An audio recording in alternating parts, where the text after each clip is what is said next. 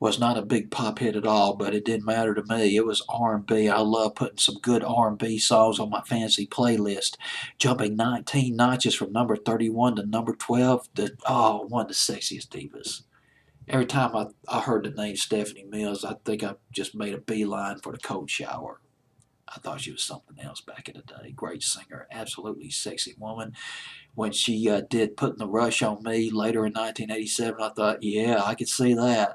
Oh my goodness, she must have had men just coming at her from all directions. Stephanie Mills, Feel Good All Over at number 12 on my fantasy playlist.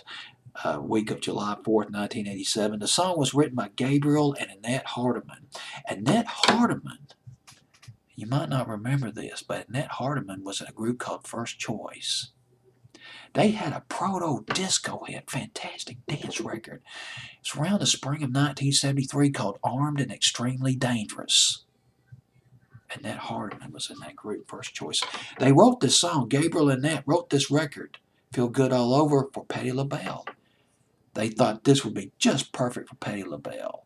And I can see Patti LaBelle recording and having a hit with this record. This would be an impeccable pick for Patti LaBelle, but they never heard back from her.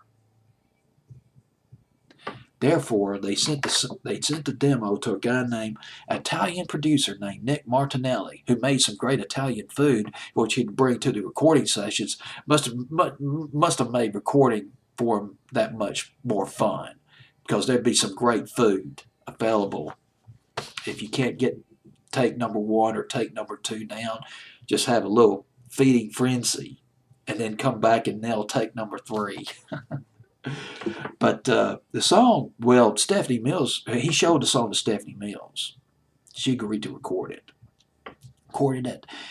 It was recorded at Alpha International Studio in Philadelphia, rehearsal room number 6. Gabriel came up to Nick Martinelli. He said, I want to write the charts to this record. Nick Martinelli, well, okay, hey, you co-wrote the song.